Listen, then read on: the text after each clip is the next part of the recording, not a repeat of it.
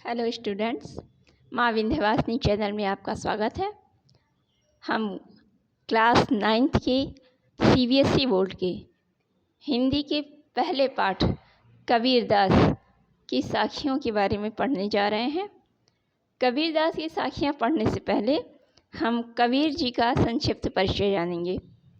कबीरदास जी भक्ति काल के निर्गुण धारा के ज्ञानाश्रयी शाखा के प्रमुख कवि हैं। इन्होंने निर्गुण ब्रह्म की उपासना पर बल दिया है।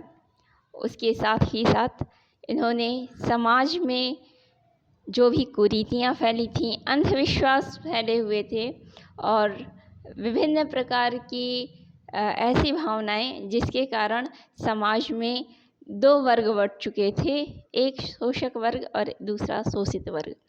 ऐसे समय में कबीरदास जी ने अपनी साखियों के माध्यम से, शब्द के माध्यम से, रामायणी के माध्यम से लोगों को जागरूक करने की कोशिश की और इसके साथ ही साथ उन्होंने सभी को परम ब्रह्म की ओर अग्रसर होने और गुरु की महत्ता को जानने की ओर भी बल दिया। पहला है साखी। मान सरोवर सुभर जल, हंसा केलि कराहि, मुक्ता फल मुक्ता चुगे, अब उड़ी अनत न जाई। मान सरोवर सुभर जल, मान सरोवर है जो कि पूरी तरीके से जल से भरा है। यह मान सरोवर क्या है? यह मान सरोवर परमात्मा के रहने का स्थान है। आगे हंसा केलि कराहि, जिसमें जीवात्मा रूपी हंस, केली मतलब क्रीड़ा कर रहे हैं, खेल रहे हैं। मुक्ता फल मुक्ता चुके, और वो हंस मुक्ति रूपी मोतियों को चुग रहे हैं। अब उड़ी अनंत न जाए, और अब वो यहाँ से उड़कर कहीं अन्य जगह नहीं जाएंगे। आगे है प्रेमी ढूंढत मैं फिरों, प्रेमी मिले न कोई, प्रेमी को प्रेमी मिले, सब विष अमृत होई।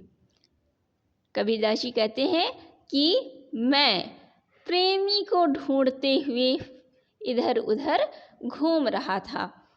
प्रेमी वह जो परम पिता परमेश्वर के तत्व को पहचानता है और उनको जानता है। प्रेमी मिले न कोई, लेकिन कबीरदास जी कहते हैं कि मुझे ऐसा कोई प्रेमी नहीं मिल रहा था। प्रेमी को प्रेमी मिले, अगर ऐसे प्रेमी को जो ब्रह्म तत्व को जानना चाहता है, ऐसे प्रेमी को अगर ऐसा ब्रह्म तत्व को ज्ञान देने वाला प्रेमी मिल जाता है तो सब विष अमृत होए। उसके अंदर जो भी विष है, विष जो काम वासना रूपी विष है, विषय वासना रूपी विष है, वह परिवर्तित होकर अमृत बन जाता है। हस्ती चढ़िए ज्ञान को, सहज दुलीचा डारी। हस्ती मतलब हाथी, चढ़िए ज्ञान को, ज्ञान के या ज्ञान रूपी हाथी पर चढ़िए। कैसे? सहज दुलीचा डारी। दुलीचा मतलब होता है आसन। सहजता रूपी, सरलता रूपी आसन को लगाकर, सरलता रूपी आसन को बिछाकर ज्ञान रूपी हाथी पर मनुष्य को चढ़ना चाहिए या विराजमान होना चाहिए। स्वान रूप संसार है, यह जो सारा संसार है वह स्वान रूपी है, कुत्ते रूपी है। भूखन दे झक मारी, जैसे हाथी चलता है तो कुत्ते भूंकते हैं, उसी तरीके से जब ज्ञान रूपी हाथी पर बैठकर आप आगे बढ़ेंगे तो यह संसार रूपी जो कुत्ते हैं वे भूखेंगे और उन्हें भूखने दे और झक मारने दे। अगला है पखा पखी के कारणे, सब जग रहा भुलान। पखा पखी मतलब पक्ष और विपक्ष के कारण, किसी भी बात के पक्ष में और विपक्ष में मत रखने में ही यह सारा संसार सब कुछ भूला रहता है। निरपख होई के हरि भजे। कबीरदास जी कहते हैं कि निरपख अर्थात निष्पक्ष होकर हमें केवल हरि का भजन करना चाहिए। सोई संत सुजान, वही मनुष्य चतुर संत कहलाता है, या फिर वही मनुष्य चतुर होता है जो संतों की भांति निष्पक्ष होकर हरि का भजन करता है। हिंदू मुआ राम कही, मुसलमान खुदाई, कह कबीर सो जीवता, जो दुह के निकट न जाई।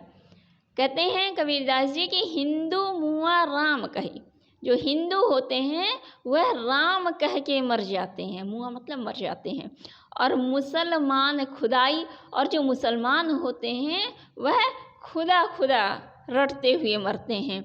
कहे कबीर सो जीवता, कबीरदास जी कहते हैं कि वही व्यक्ति जीवित रहता है जो दुह के निकट न जाए, जो इन दोनों के निकट नहीं जाता, अर्थात राम रहीम के विवाद में ना पड़कर निर्गुण ब्रह्म की उपासना करता है, वह सदैव जीवित रहता है, अर्थात वह जन्म और मृत्यु के चक्र से मुक्त होकर परम पिता परमेश्वर में आत्मलीन हो जाता है। काबा फिर काशी भया, राम ही भया रहीम। कबीरदास जी लिखते हैं कि काबा जो मुस्लिमों का प्रसिद्ध स्थान है, काबा फिर से काशी हो गया। मतलब काबा काशी में परिवर्तित हो जाता है, काशी काबा में परिवर्तित हो जाता है। राम ही भया रहीम, और राम ही रहीम हो जाता है, या फिर रहीम ही राम हो जाता है। कैसे? मोट चून मैदा भया, मोट चून मैदा भया, बैठ कबीरा जी। कबीरदास जी कहते हैं जैसे जब अनाज को पीसा जाता है तो वह आटा हो जाता है, और जब उसी को थोड़ा मोटा रखते हैं तो वह मैदा होता है। लेकिन वास्तविकता क्या है कि अनाज तो एक ही है, एक गेहूं से ही आटा भी बनता है, गेहूं से ही मैदा भी बनता है, और जिसे खाकर ही सारा संसार जीवित रहता है। अर्थात कहने का मतलब ये है कि काबा कहने से या काशी कहने से, राम कहने से या रहीम कहने से कोई भी अंतर पड़ने वाला नहीं है। मूलतः बात यह है कि आप परम ब्रह्म परमात्मा को जानिए, उनसे मिलने की कोशिश कीजिए, केवल वही मात्र एक परम सत्य है। अगला है, ऊंचे कुल का जन्मिया, जे करनी ऊंच न होई, सुबरन कलश सुरा भरा, साधु निंदा सोई। कबीरदास जी कहते हैं कि ऊंचे कुल का जन्मिया, ऊंचे कुल में जन्म लेने वाला, जे करनी ऊंच ना हुई, जिसके कर्म जो हैं वह ऊंचे ना हों।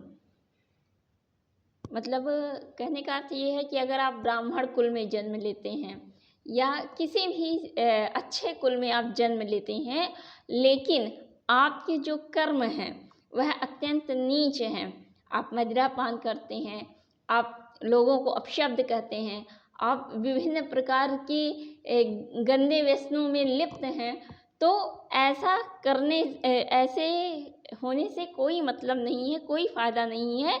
किस तरीके से? जैसे सुबरन अर्थात सुवर्ण, सोने को कहा गया है, सोने के कलश में सुरा भरा, अगर मदिरा को भर दिया जाए तो साधु निंदा सोई, तो भले ही वह स्वर्ण के कलश में है, लेकिन वह साधुओं के द्वारा, संतों के द्वारा, अच्छे लोगों के द्वारा हमेशा निंदा का ही पात्र बनता है, उसकी बुराई ही होती है, उसका त्याग ही होता है।